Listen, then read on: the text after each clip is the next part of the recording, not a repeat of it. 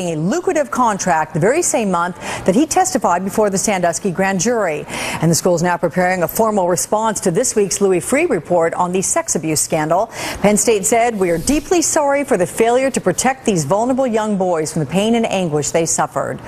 Could the very public nature of the trial and the dozens of witnesses that came to light change the future of college sports?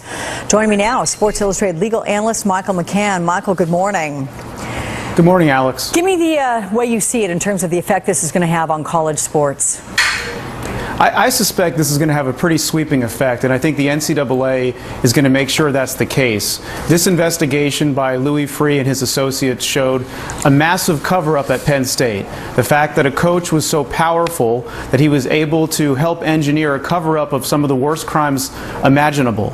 I really think it's necessary for other schools to take from this and realize that maybe internal investigations periodically are a good thing, and maybe ensuring that coaches don't become too powerful and that people don't become afraid of speaking out against coaches. I think that was a major part of this story. Yeah, and this is something that Joe Paterno's son even described it this way. Jay said, very often the people closest to someone like this, meaning about Jerry Sandusky, are the ones that miss it. We aren't the only ones who missed it. Every one of us wishes we would have seen something or caught something that would have done something about it. So do you think this mentality, though, of cover-up, is that going to change because of, I guess, a morality or an honorable code, or is it going to change because there may be money withdrawn from the university, or funding, donations, the like? I mean, is that what you think will be the incentive here? Well, that could be part of it, Alex. I think if we have high school students who are going to be seniors in the fall, are they more or less likely to apply to Penn State because of this? I think less likely. And if I were a Penn State alum, I'd probably be less likely to give money. That there will be real consequences for the school. And I also think it's important that we hold people accountable.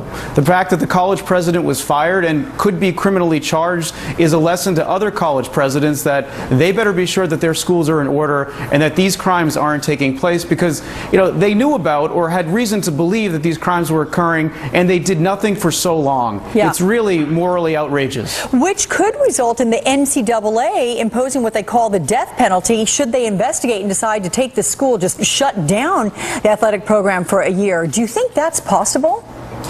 I do think it's possible, Alex. Articles 2.4 and 10.1 of the NCAA Constitution make it very clear that coaches and athletic officials have to be ethical. That clearly wasn't the case here. Now, some will say that the NCAA shouldn't involve itself in something like this, that it's criminal, but I would disagree. This was a crime perpetrated by an assistant football coach with a cover-up by the head coach and other athletic officials, and some of the crimes took place on Penn State's campus in the football team showers. And if the scandal had come out before, it would have hurt the football team. I absolutely believe the NCAA has the right and probably should do something. All right, Sports Illustrated's Michael McCann. Michael, good to talk with you. Thank you so much. Thanks, Alex. Up next, new polling from the swing states and the impact advertising is having.